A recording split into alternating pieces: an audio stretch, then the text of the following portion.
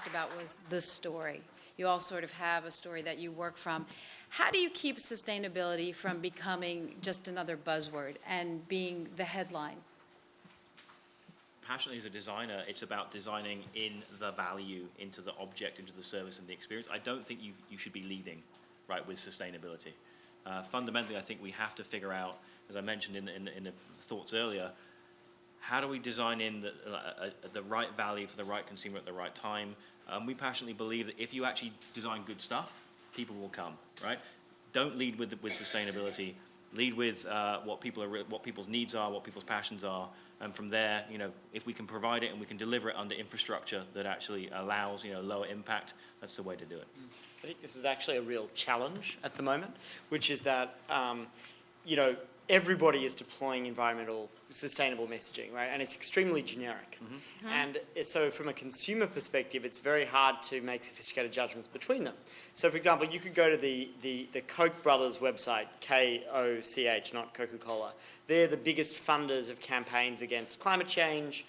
And yet you go to their website and there's green everywhere, and there's a whole tab about their commitment to the environment. And actually it uses very much the same language as companies that actually take sustainability quite seriously. Mm-hmm. So you've got a company like GE, which has its own problems, but is actually taking really investing in renewables, in electric cars, in wind. It's actually supportive of a national price on carbon, and yet you go to those two websites and you have no idea which was serious about sustainability and which was actively undermining efforts to do that. And so I think it's a big challenge, and I think that the risk is that as everybody cloaks themselves in the language of sustainability and more broadly in the language of sort of social responsibility, that you just get lost in a sea of generic stuff, which is why it's important that there are real ways, as Simon alluded to, of actually getting consumers to actively pass the differences, to police that, and to help consumers take action and really be critical at those key points. One of my colleagues always refers to this notion of the do and the say of the brand need to be the same thing, right? You can say whatever you want to say.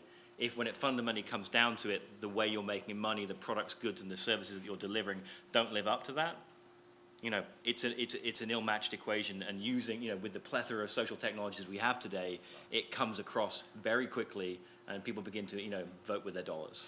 They absolutely do, and I think, there's another downside to this. Even when companies try to do something good, but it's not in alignment with the core values of the brand, there's still a disconnect in the consumer's mind, and it comes across as disingenuous. So if you're doing negative things, whether how you're making your money or its impact on the environment, but then you go and do some greenwashing on the other side, you rob yourself of two things: the trust of the consumer, but you also rob yourself of the opportunity of reinforcing your for-profit business model if you actually did outreach in alignment with the core values of the brand. And more often than not, my experience of brands is that they're frozen. They do some bad things and they do some good things, and they can't talk about the good things because everyone says, well, what about the bad things? So they're absolutely paralyzed. But there is one ray of hope, which is that we're incredibly sophisticated in our use of these tools. I don't know whether it's just a function of human nature, but even online, you know when someone's misleading you. And I think it's even more true today than 2 or 3 years ago, because look at the context of WikiLeaks, of all the hacking into Sony. There is no such thing as sacred privileged information anymore, and we've been reminded of that time and time again. Secondly, if you look at reports like, Edelman, the largest PR firm in the world, their recent 2011 Trust Barometer, people trust brands now less than they did in 2008. So we are the most discerning, distrustful audience out there. So it's like when you meet someone and you don't like them before you even meet them. I don't like you. You're going to have to win me over.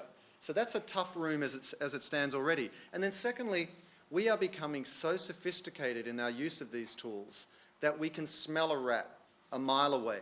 So brands are faced with a very dramatic choice. Define who they are and do outreach in alignment with that and be authentic and transparent and accountable, or see how deeply you can bury it, or see how you can manage the situation, or see how you can try and get other people to lie or to, delete tweets or doctor your Facebook account, and then just watch as it blows up in your face. So it's a big sea change right now. But then flip it to the consumer side, and like you were talking about the QR codes and the mother buying the milk. The hard part is for consumers to go out of their way to do the things. You go to the fish market and you might have the app from the Monterey Bay, but they're still selling Chilean sea bass. So to use that as a metaphor, how do you, and maybe this is a question for Jeremy, how do you empower the customer end of it to be more active? Well, I think partly it's a job for the technologists, right? So if the technologists build better tools that help make that experience better, then you're likely to get more uses. So the Good Guide example that Simon gave, they've got a long way to go to actually make that experience one that people are actually likely to do.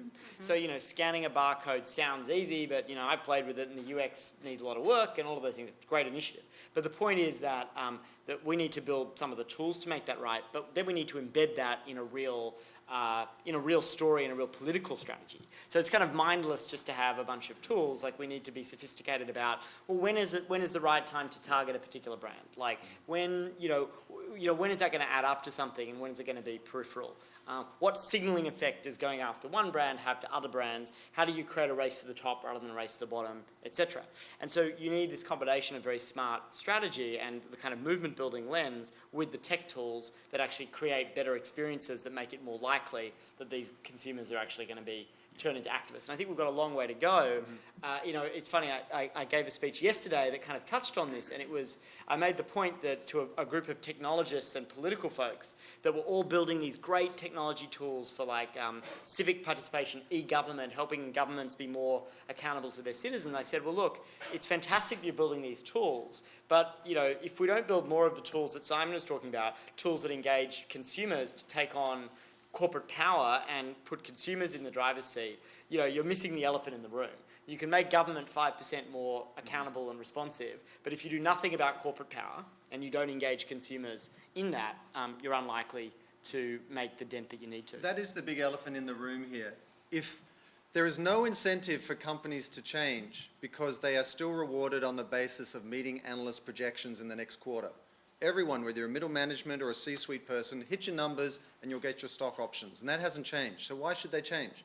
If every one of us in this room doesn't become more engaged, if these tools aren't made more available, if we don't realize that we have to assume some responsibility for that change, there's no reason for anybody else to change. So that's the Achilles heel of this hope. But it's also a possibility that exists now because social technologies come along, and it's something that we can enable and make a difference with. Ian, I'd like to ask you, because from a design standpoint, with technology moving so fast, how does a company, or for people out here who are designing things, if it's not ready, how do you time it where you say, all right, this is the time to put it out, where you know that it's up to speed? Well, I actually think there's been a shift. Again, I talked about this shift towards digital experiences that we've seen in the last 10 years. I think maybe 5 years, a lot of companies were still, they would try and design the ultimate experience, right? They would go for the full-featured version of something, wait till it's finished, and then launch. And increasingly, we're seeing digital companies work in a much more agile way, in a much more nimble way, launch platforms that they know aren't right. You're launching in beta, and you're launching to learn, and that kind of philosophy of putting a platform out there with a certain set of functionality to learn from the market itself, right? What's going to stick and what can evolve. Is really key today. It's allowing companies to move quicker, right, and understand their customer base much more effectively. I mean, Jeremy mentioned about the QR code. What's the company's name? I've actually not heard of it. Good Guide. That stinks to me of like a technology that's being pushed down someone's throat versus actually understanding the context and the shopping experience, right? And when would it be appropriate for technology to intervene, right? Because as we all know, kids shopping, shopping cart, my hands are full, individually scanning 25, 30, 40, 50 items. It's pretty onerous. Exactly. So how do we integrate it into the right moments and even the right experiences? Maybe integrating that into an online shopping experience with someone like Peapod could be more appropriate in terms of the context in which the technology is being used. And we're working this out as we go along. What's so